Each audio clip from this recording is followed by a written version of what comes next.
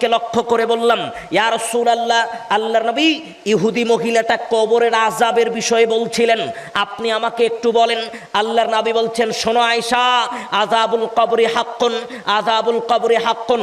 আয়েশা শোনো, কবরের প্রশ্নের জবাব যখন মানুষ দিতে না পারবে, ওই ফেরেশতা এমনভাবে আঘাত করবে, অবস্থা অতীব জটিল ও কঠিন। কবরের প্রশ্নের জবাব যখন মানুষ দিতে না পারবে, আয়েশা শোনো, মানুষের অবস্থা কবরে জটিল ও কঠিন। ওরে পৃথিবীর মানুষ, আয়েশা রাদিয়াল্লাহু আনহা বলছেন, রাআইতু রাসূলুল্লাহ সাল্লাল্লাহু আলাইহি ওয়াসাল্লাম, ওই দিনের পর থেকে যখনই আল্লাহর নবীকে সালাত আদায় করতে দেখতাম, যখনই আল্লাহর নবী সালাত আদায় করতেন, তখনই আমি আয়েশা দেখতাম আল্লাহর নবী ইল্লা তাআওয়াযা বিল্লাহি মিন আযাবিল কবর, কবরের আযাব থেকে পরিত্রাণ চাইতেন।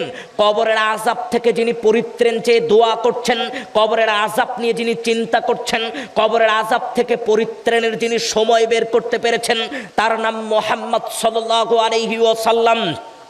দুনিয়াতে যিনি কোনোদিন মিথ্যা কথা বলেনি, সারা জীবনে যিনি কোনোদিন অন্যায় অবিচার করেনি, সারা জীবনে যিনি কোনোদিন কোনো মানুষকে ধোঁকা দেয়নি, সারা জীবনে যিনি কোনোদিন পাপ করেনি, এমন মানুষও কবরের কথা চিন্তা ভাবনা করে আল্লাহর নিকটে পরিত্রাণের জন্য দোয়া করছে। এমন মানুষও কবরের আযাবের কথা চিন্তা ভাবনা করে সময় বের করতে পেরেছেন আল্লাহর নিকটে প্রার্থনা করার। কিন্তু এই পাপিষ্ঠ মানুষের কাতারে যাদের নাম, এরা কবর নিয়ে কোনোদিন চিন্তা ভাবনা করে না। এরা মনে করে এদেরকে কবরে শাহিত হতে হবে না, এরা মনে করে এদের নিকটে মৃত্যু আসবে না, এরা মনে করে জান্নাত জাহান্নাম নেই, এরা মনে করে পরকালে পুল সিরাতের পুল নেই, মিজানের পাল্লা নেই। ভাইজান, যদি এটা মনে করেন তাহলে আপনি ব্যতিক্রম। কিন্তু যদি বিশ্বাস করেন আপনাকে মৃত্যুবরণ করতে হবে, তাহলে পাপ ছেড়ে দিতে হবে। যদি বিশ্বাস করেন পুল সিরাতের পুল আছে, তাহলে পাপ ছেড়ে দিতে হবে।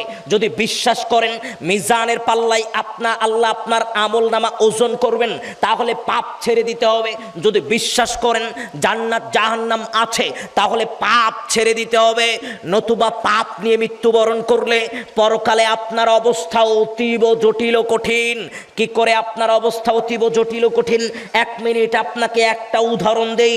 আল্লাহ বলছেন, পৃথিবীর মানুষ শোনো, মানুষের মিজানের পাল্লায় আমল নামা যখন ওজন করা হবে, কি মিজানের পাল্লায় আপনার আমলনামা ওজন করা হবে না?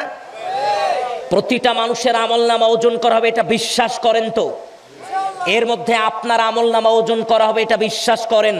তাহলে এখন আপনি শোনেন, আল্লাহ বলছেন, পৃথিবীর মানুষ শোনো, মানুষের মিজানের পাল্লায় আমলনামা যখন ওজন করা হবে, আদম সন্তান একটা নেকি একটু নেকি হলে মানুষের নেকির পাল্লাটা ভারী হবে।